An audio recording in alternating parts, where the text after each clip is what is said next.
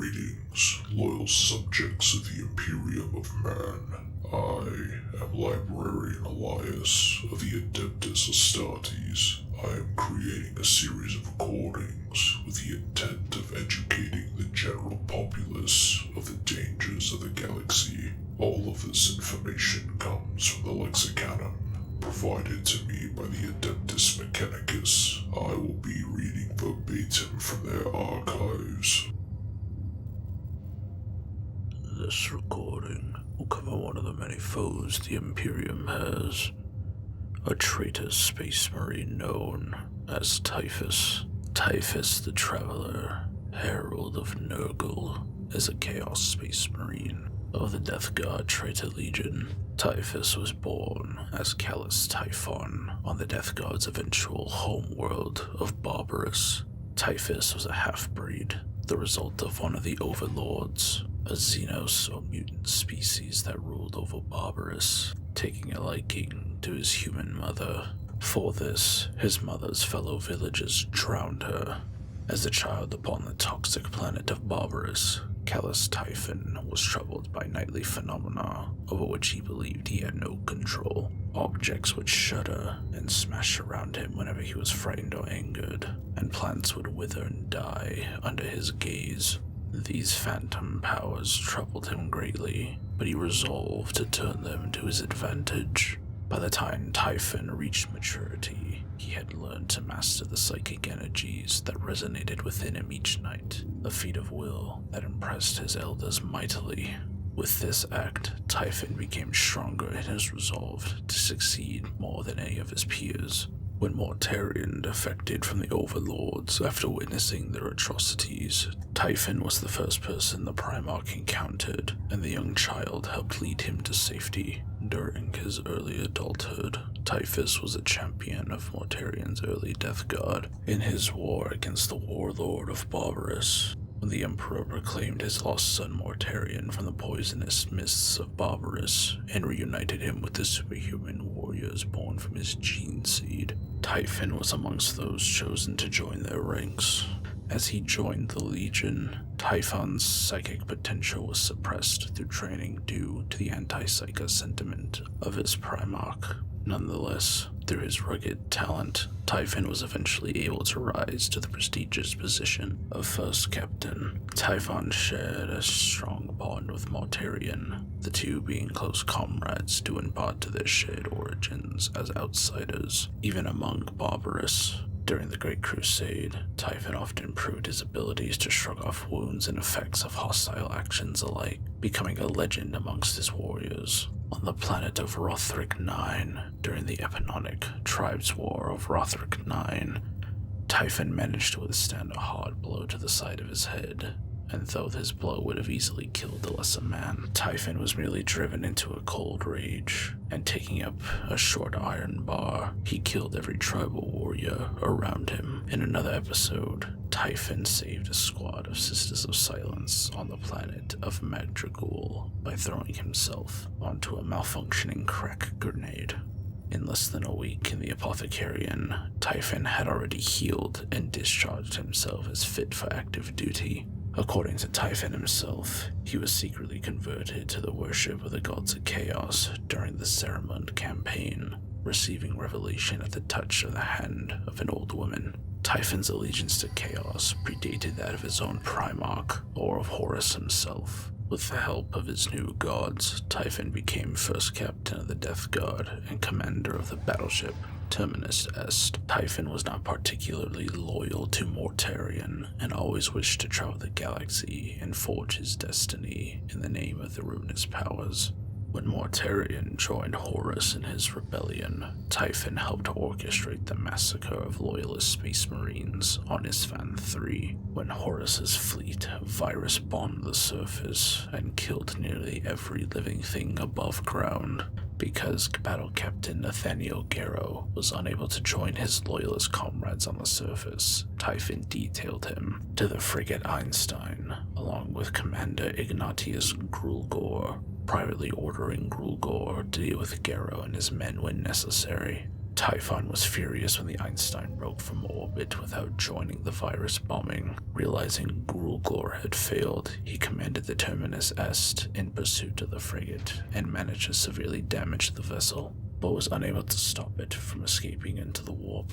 Later, during the Heresy, Typhon led half the Death Guard into a splinter fleet, while Mortarion himself took command of the other. During his campaign of misery and misdirection against the Dark Angels, Typhon's fleet attempted to acquire the Tucholka engine in fulfillment of Nurgle's designs, but was foiled by Lionel Johnson during the Battle of Perditus. Hounded by a Dark Angel's retribution force under the command of Corswain, Typhon's fleet later reappeared in the Zeramund system. There, the Death Guard forces were welcomed by Luther and his fallen angels, a renegade faction of the Dark Angels. Fleeing from Corswain and his Dark Angels, Luther hid the Death Guard fleet while deceiving his former comrades. After being instructed that the time was right by Erebus, Typhon and his forces rejoined Mortarion during the purging of the Loyalist world of Inix, which belonged to a Loyalist side of the Mechanicum. Disappointed that Mortarion had not still yet embraced chaos, Typhon began a scheme to force him to accept the truth. When the Death Guard's fleet embarked for Terra, Typhon framed the navigators of the fleet with evidence that they were agents of Melkador the Sigillite, executing them with his Grave Wardens in the name of protecting the Death Guard.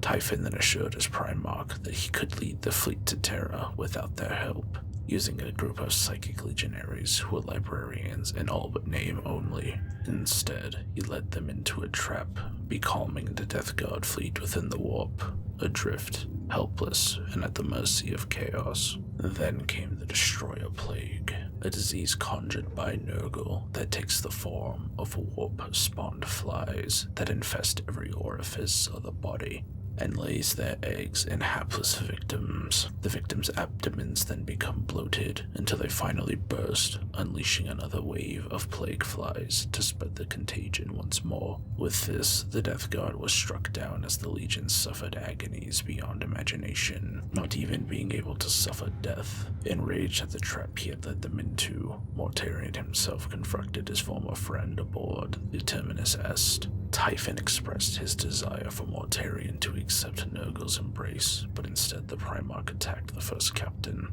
Typhon's psychic abilities allowed him to hold off the Primarch's attacks for a time. However, Mortarion eventually prevailed and struck Typhon down with his scythe. However, due to the Destroyer Plague, Typhon quickly came back to life. Mortarion then revealed his trump card, unleashing a deformed Ignatius Grulgor from his confines.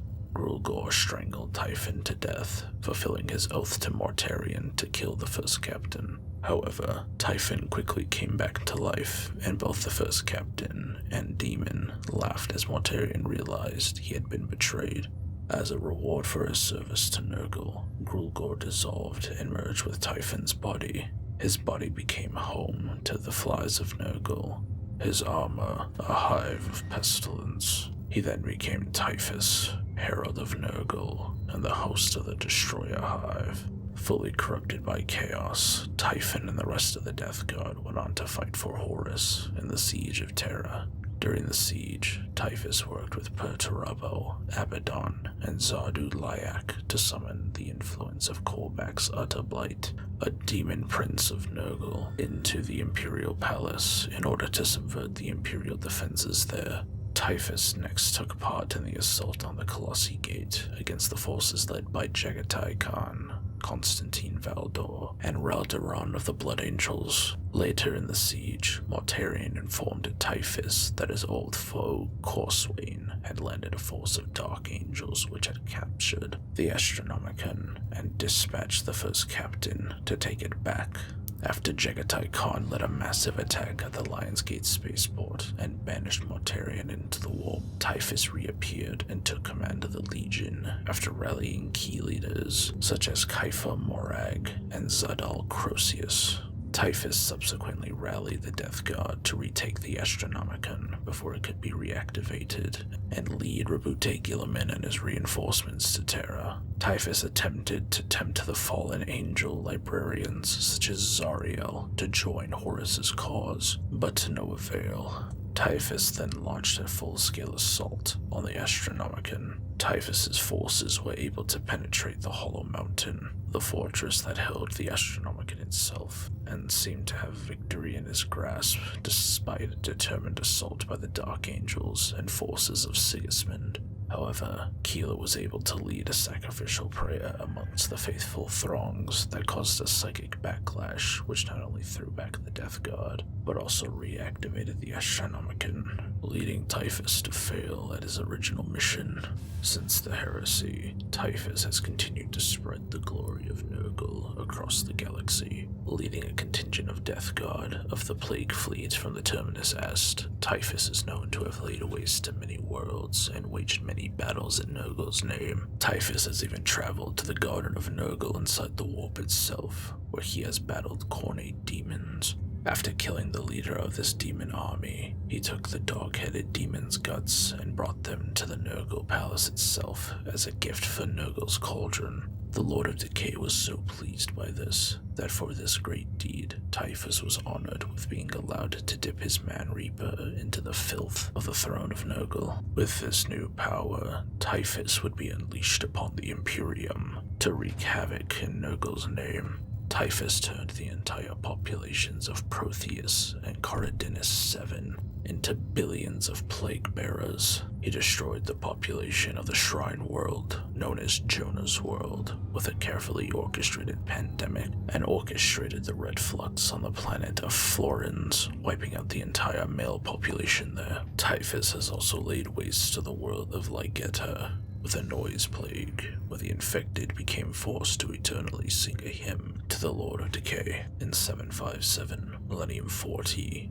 Typhus killed 23 billion people on Hydra Minoris with the zombie plague. In the 13th Black Crusade, Typhus's plague fleet was the first Chaos force encountered by the Imperium. In the Crusade, his forces went on to ravage the Agrippina sector. Typhus also oversaw the infestation and desecration of the holy planet Annunciation by himself. In Millennium 41, Typhus once again attempted to unite the Tuchalka engine, an ancient sentient device and possible warp entity of Old One's origin, with its brother devices, this time in cooperation with the fallen angel Astalan. The two planned to gather the original Fallen with Typhus's own forces to create a new legion known as the Death Angels. However, they were foiled by the Dark Angels led by Azrael and, surprisingly, Cypher, after Fabius Bile stole the Nurgle artifact known as the Ark Cornocontagious from the Scourge Stars, a small empire of diseased worlds that are controlled by the forces of Nurgle that lie to the north of the realm of Ultramar. Typhus pursued the former Emperor's Children Chief Apothecary with his plague fleet in a bid to reclaim it, and with it, the Spider's Head. In the ensuing War of the Spider, Typhus battled not only Bile's Tirata and his shriven allies, with the Tirata being Bile's experimental warriors and Shriven a fallen Chaos warband. Typhus also had to contend against a Custodes force under Shield Captain Tyvar. Thanks to Bile's machinations, Typhus was unable to corner the Spider and had to withdraw in the face of the Custodes. After the creation of the Great Rift, Typhus launched a major attack on the Caridon sector, besieging the Forge world of Metallica, corrupting it with a computer phage known as the Nemesis Worm after a prolonged battle. Typhus later appeared as part of Mortarian's armada during the Death Guard invasion of Ultramar. Typhus led a splinter fleet which terrorized the outer regions of Ultramar. During the invasion, Typhus no longer maintained even slight reverence or respect for his Primarch. The Herald of Nurgle scolded Mortarian and stated that he was closer to the vision of Nurgle. Typhus expressed no desire to work under Mortarion directly, but was willing to take part in the Ultramar campaign simply to further Nurgle's design. Following the battle on Parmenio and the instigation of the war in the Rift, Nurgle lost interest in the war in Ultramar and ordered his forces pulled back to the Scourge Stars to defend them against rival gods. Typhus obeyed the Plague God's orders, informing Mortarion that he would be leaving the Ultramar war zone with substantial amounts of the Death God. The act angered Mortarion, who wished to remain in the region and slay Guilliman with the God Blight, a powerful Nurgle disease that the Great Unclean One, Kugath, created during the Plague War that was said to be able to kill even a Primarch, which it ultimately did in killing Rabute Guilliman, though this was temporary as the Emperor himself unexpectedly manifested and restored the Primarch of the Ultramarines. This is the last recorded instance of Typhus's affairs in the galaxy.